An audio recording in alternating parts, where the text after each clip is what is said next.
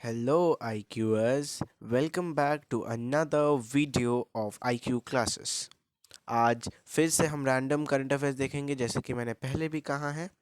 चलिए बिना कोई टाइम वेस्ट किए शुरू करते हैं, लेकिन उससे पहले एक छोटा सा इन्फॉर्मेशन देना चाहूँगा। जो भी अभी नए आए हैं उन्हें हम एक टेलीग्राम चैनल खोल रहे हैं।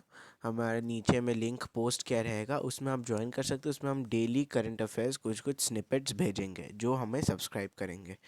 ठीक है, जो सब्सक्राइब नहीं भी करेंगे वो भी आ सकते हैं, सबके लिए फ्री है। हम स्टूडेंट फ्रेंडली चैनल है।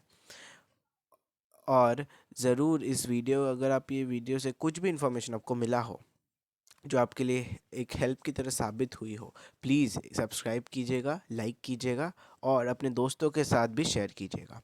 चलिए शुरू करते हैं। तो ये 10 नवंबर का है। हम पीछे पीछे जाते रहेंगे और 31 दिसंबर को प्रॉबेबली एक कंपेंडियम आएगा, या फिर नए साल में भी आ सकता है। 1 जनवरी, 2 जनवरी, 3 जनवरी का भी आया है, लेकिन ज़रूर आएगा कुछ ही डेज में। आप पूरा 2023 सम अप करने के लिए आपका। चलिए स्टार्ट करते हैं। ये 10 नवंबर का है। तो आयुर्वेदा डे 10 नवंबर को सेलिब्रेट किया गया था। ये इस साल का 8th आयुर्वेदा डे था। 8 आयुर्वेदा डे था। Union minister of Ayush minister कौन है? सर्बानंदा सोनोवाल थे। सर्बानंदा सोनोवाल हमारे जो यूनियन मिनिस्टर ऑफ आयुष भी हैं, और ये हमारे शिपरीज और फिशरीज के भी यूनियन मिनिस्टर है सर्बानंदा सोनोवाल जी। उन्हें चीफ गेस्ट की तरह बुलाया गया था आयुर्वेदा डे में। नेक्स्ट चलते हैं। Pralay missile tested from Abdul Kalam island of Odisha coast, developed by DRDO, जिसका फुल फॉर्म है defence research and development organisation. ये लिख लीजिएगा, इसका फुल फॉर्म डीआरडीओ, बहुत जगह आ रहा है। प्रलय मिसाइल अब्दुल कलाम आइलैंड से टेस्ट ऑफ किया गया था, उड़ीसा कोस्ट में है। नेक्स्ट चलते हैं। Russia has been pulled out of the treaty of conventional armed forces in Europe. तो रशिया को treaty of conventional armed forces in Europe से हटा दिया गया है, या निकाल दिया गया है, बर्खास्त कर दिया गया है। ठीक है, ये इंपॉर्टेंट इन्फॉर्मेशन है, treaty of conventional armed forces in Europe. और एक बात मैं बताना चाहूँगा कि इसके बाद जो भी वीडियोस आएंगी, ठीक है, वो रैंडम करंट अफेयर्स होगी। और कुछ कुछ वीडियोस में ये भी हो सकता है कि एक ही टॉपिक को हम बहुत ज़्यादा डीप में डिस्कस करें। तो अभी चलिए हम कंटिन्यू करते हैं। अब ये 11th-12th नवंबर का है। जैसे 11th नवंबर में नेशनल एजुकेशन डे मनाया जाता है। हर साल 11th नवंबर में नेशनल एजुकेशन डे मनाया जाता है। National education day Maulana Abul Kalam Azad की बर्थ एनिवर्सरी को शोकेस करता है। मौलाना अबुल कलाम आज़ाद जो हमारे फर्स्ट एजुकेशन मिनिस्टर थे इंडिपेंडेंट इंडिया के, वो मौलाना अबुल कलाम आज़ाद है। और उनके बर्थ एनिवर्सरी पे उनके बर्थ एनिवर्सरी पे हम नेशनल एजुकेशन डे सेलिब्रेट करते हैं उन्हें। और उन्होंने Indian institute of technology IIT Kharagpur का भी एस्टैब्लिशमेंट किया है। ही established first Indian institute of technology, जो कि आईआईटी खड़गपुर था।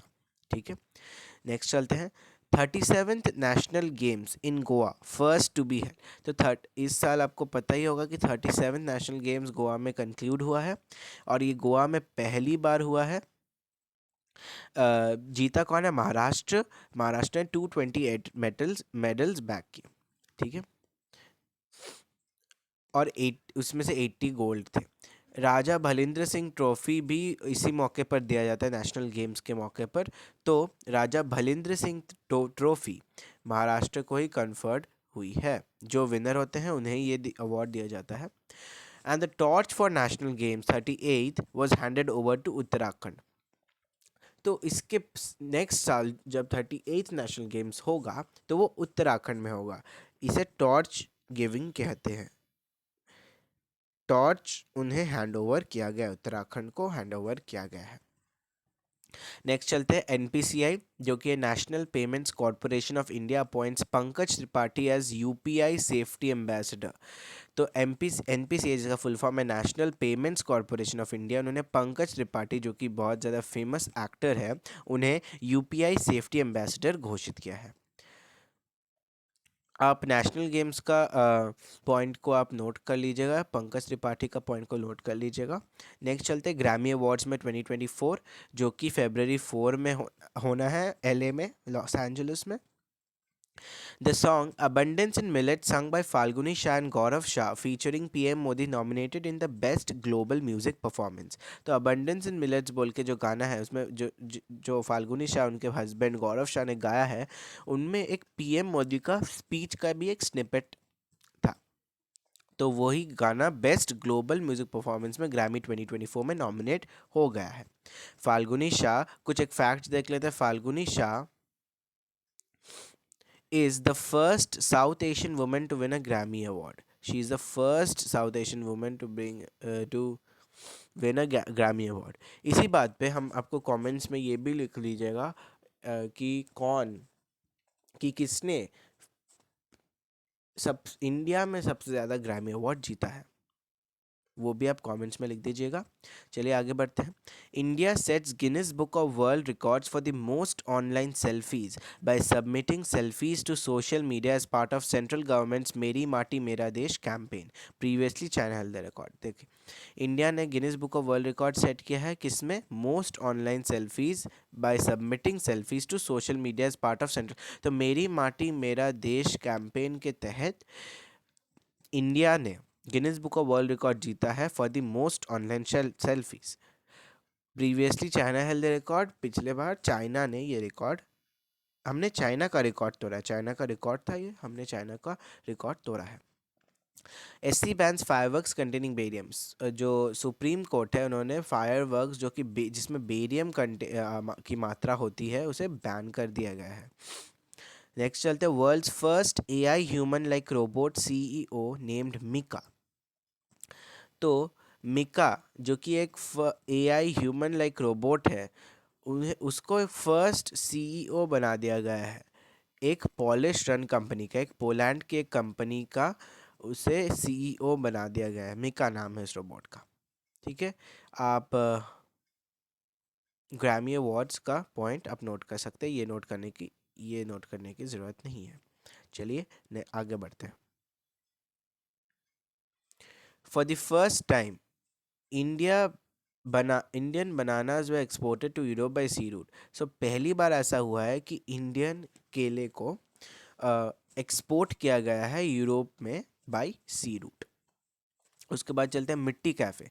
तो मिट्टी cafe is launched in supreme court by CJI DY Chandrachud. तो हमारे जो chief justice of India DY Chandrachud, उन्होंने मिट्टी कैफ़े लॉन्च किया है। ठीक है, मिट्टी कैफ़े जो कि सुप्रीम कोर्ट के अंदर ही रहेगा, अंदर ही चलता है। और ये is run by disabled, means जिन्हें कुछ प्रॉब्लम्स हैं फिजिकली मेंटली कुछ भी, वो चलाते हैं ये Mitti cafe. And it was first founded by Alina Alam in 2017। ये 2017 में अलीना आलम ने फाइंड किया था। नेक्स्ट चलते हैं। QS Asia university rankings 2024। तो ये एक हर साल यूनिवर्सिटी रैंकिंग होती है जिसके हिसाब से टॉप एंट्री इंडिया का था, और IIT Bombay top from India with 48th rank. तो IIT बॉम्बे इंडिया में टॉप पर है with 48th rank in this QS Asia university rankings. हम नेक्स्ट पे चलते हैं। 15 नवंबर को हर साल झारखंड अपना फॉर्मेशन डे मनाता है। बिरसा मुंडा जयंती सेलिब्रेट करता है। बिरसा मुंडा को ये धरती आबा बोलते हैं या फादर ऑफ अर्थ भी बोलते हैं। और बिरसा मुंडा एक फ्रीडम फाइटर भी थे, जैसे कि आप जानते हैं। अब नेक्स्ट चलते हैं। अब 14 नवंबर की खास बात आप लोग सभी जानते हैं कि इसे चिल्ड्रंस डे मनाया जाता है हर साल। The first children day was celebrated in 1964। तो इंडिया में फर्स्ट टाइम सेलिब्रेटेड इन 1964। ठीक है।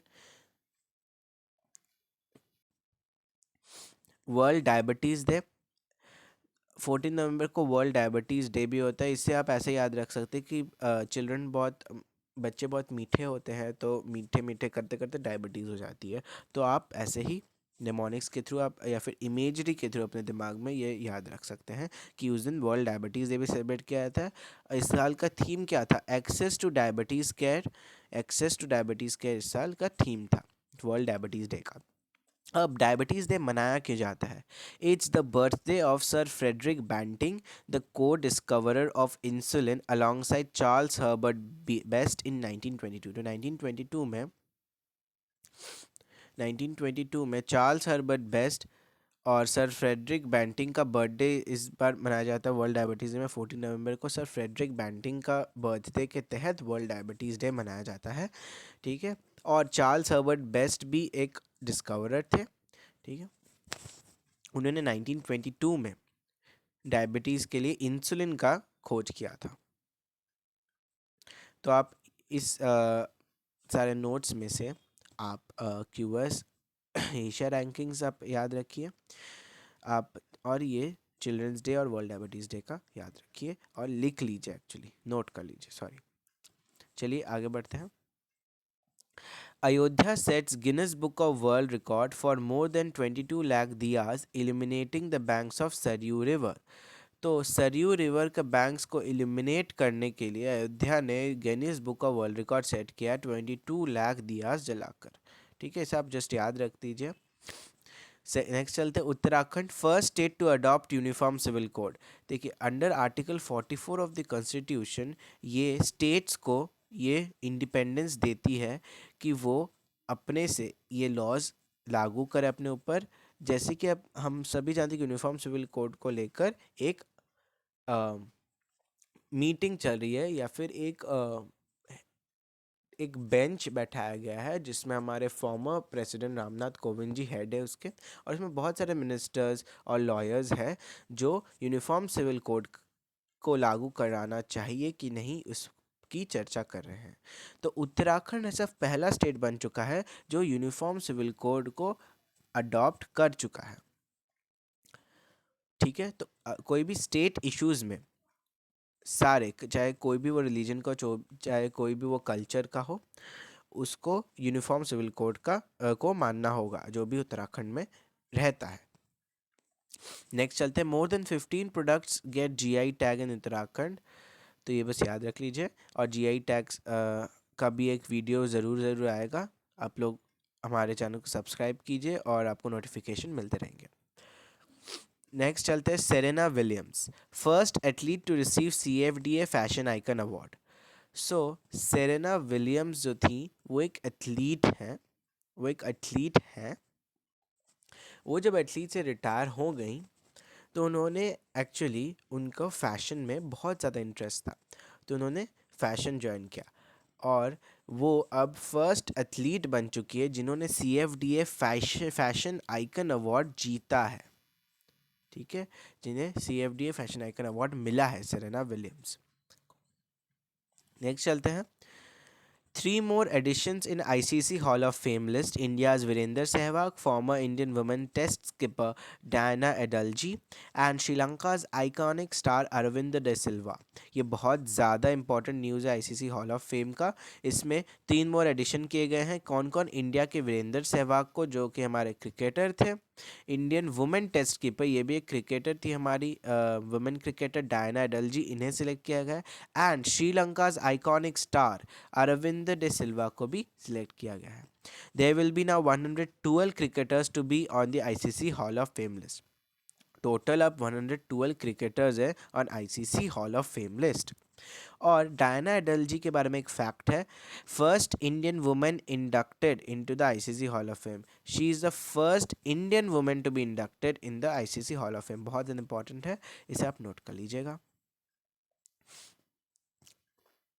इसे आप नोट कर लीजिएगा। अब नेक्स्ट है, Frank Borman, US astronaut to led first lunar mission, passes away at 95।